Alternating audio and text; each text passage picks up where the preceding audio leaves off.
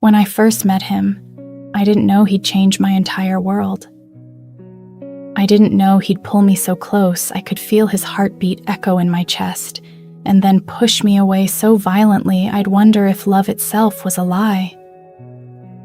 His name was Ethan Walker, and if you'd seen him walking across the cracked sidewalks of downtown Chicago that January, bundled in that dark parka, you might have thought he was just another college kid struggling through the winter chill.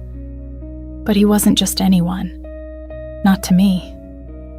I was 22, barely finished with my sophomore year at Loyola, juggling part-time shifts at that tiny coffee shop on Michigan Avenue, and trying to figure out if my life had any real direction. And then, one night, the universe threw him in my path, literally.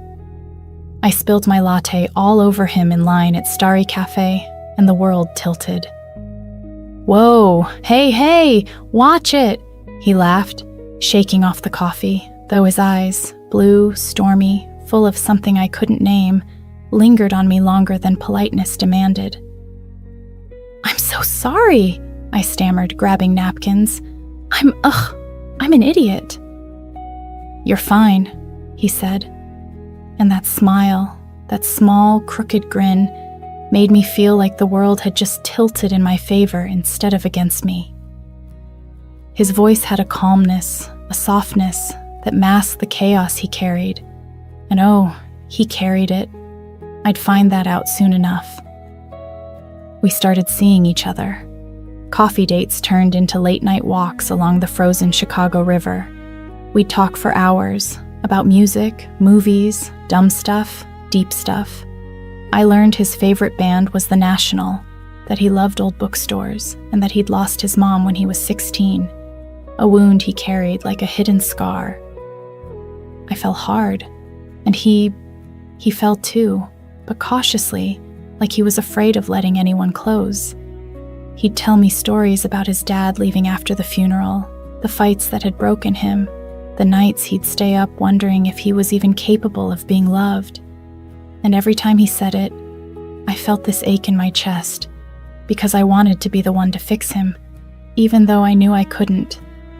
Our love was intense, passionate, electric, but it was also fragile, like a snow globe about to shatter.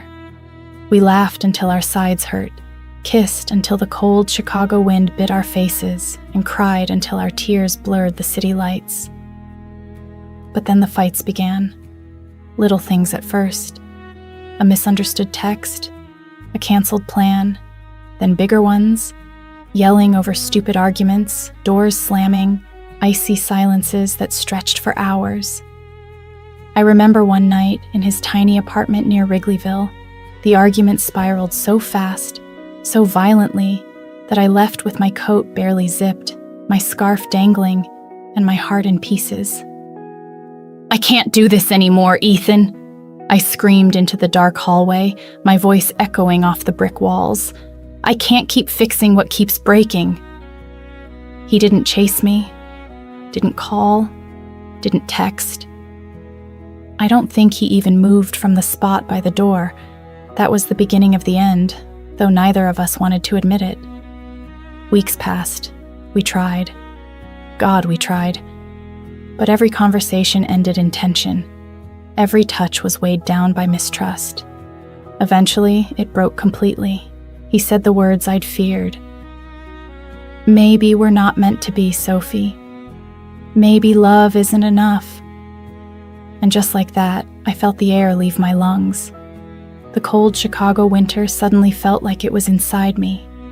I walked home that night, past the neon diner signs, past the empty streets, and I realized something terrifying. Love could hurt this much, and I'd let it.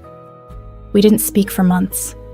I buried myself in work, in school, in the quiet coffee shop corners where I'd once sat with him. I convinced myself I was okay, but deep down, I knew I'd never love like that again. Not until he was gone completely from my life. And then life happened. I graduated. I moved across the country for a marketing job in New York. I met new people, laughed at new jokes, and learned to sleep without waiting for a text that would never come. And slowly, painfully, I healed. But Chicago had a way of calling me back. Family, memories, unfinished stories. And one chilly November afternoon, I found myself standing in front of that same starry cafe, staring at the door, wondering if he would ever walk out again. And then I saw him, Ethan, leaning against the brick wall, scarf loosely wrapped, hair slightly longer, hands in his pockets. My chest slammed against my ribs. Time had changed him, yes, but not enough to erase the memory of every kiss, every tear, every night we'd spent arguing and laughing and loving. Ethan? My voice barely carried. He looked up, and for a second, it was like the years melted away. The pain, the anger, the heartbreak, all gone, leaving only the raw, trembling possibility of us. "Hey, Sophie," he said softly, his voice catching just a little. "I didn't think I'd see you here." I swallowed, trying to steady myself. "Yeah, I didn't think I'd see you either." We walked into the cafe together, sat across from each other, and didn't say much at first. The barista brought our drinks, the smell of coffee filling the space between us, and I realized something I hadn't admitted even to myself. I'd missed him more than I'd missed anyone in my entire life. Ethan looked at me, really looked, and I saw the same storm in his eyes that I remembered, but now it was tempered with something else. Peace. Healing. The kind of calm that only comes after surviving your own pain. I've changed," he said, his fingers tracing the rim of his mug. "Not just for you. For me. I finally faced my stuff, Sophie, and I know now that I don't want to spend my life letting fear run me." I nodded, tears welling up. "Me too, Ethan. I've changed. I had to. I couldn't stay broken forever." And that's when it hit me. Love didn't always have to hurt. Sometimes, if you let go, if you healed, if you survived, you could come back stronger than ever. We left the cafe that day, the cold November wind whipping around us, and for the first time in years, I felt like home wasn't a place. It was a person. We walked along the frozen river, hands brushing until they entwined. No shouting, no harsh words, just the quiet understanding that we were older, wiser, and ready. And in that moment, I realized something that would stay with me forever. Sometimes letting go doesn't mean losing love. Sometimes it's the only way to save it. The days that followed were like waking from a long, painful dream. Every morning, I'd see Ethan waiting outside my apartment with a coffee, a smile, and that quiet way of making the world feel safe again. We didn't rush. There were no promises beyond the small ones. Today, we're together. Today, we try. And that was enough.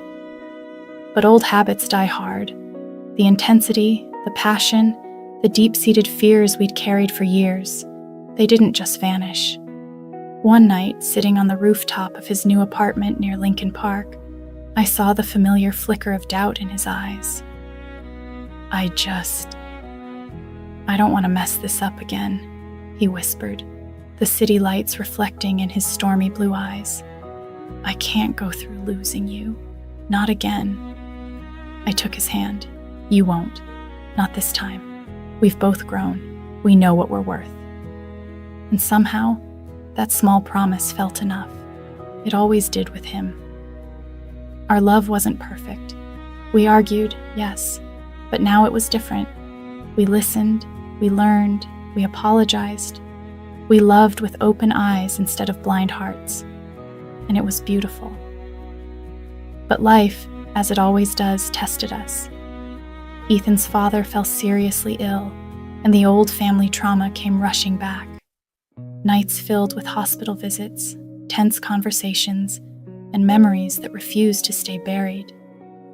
I watched him struggle, helpless, aching for the boy I had loved years ago. and the man he had become. "You don't have to fix it," I told him one cold evening as we left the hospital, snow dusting the city streets. "Just be here. That's all I need." He looked at me, and for a moment I saw the old fear, the old pain, threatening to pull him under. But then he smiled, a real, unguarded smile, and nodded. Time passed. Seasons changed. Chicago winters turned into spring, spring into summer. And through it all, we grew together, hand in hand, heart to heart. Every argument, every tear, every heated night reminded us how fragile love could be, and how worth it was when both hearts survived. Then came the night I'll never forget. A rainy July evening, streets slick with reflections of neon lights.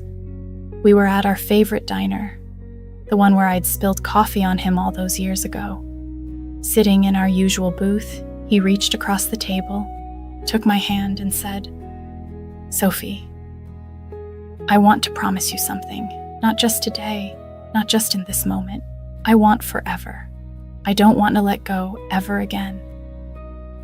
And I knew, with everything in me, that we had survived the storm, the heartbreak, the pain. We had fallen apart and found each other again. And this time, nothing could break us.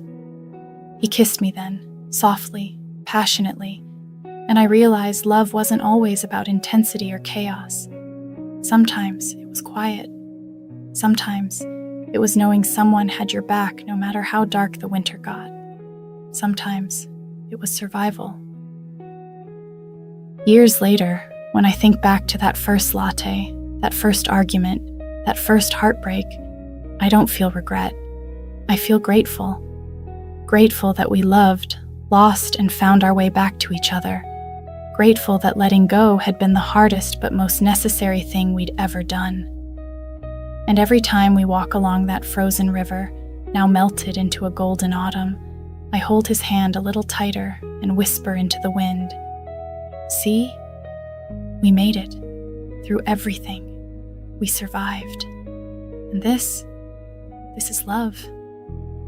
Because sometimes loving someone almost breaks you, but letting go, healing, and coming back together, that's what saves a love worth keeping. And with Ethan by my side, I know we'll always survive, always find our way home, always.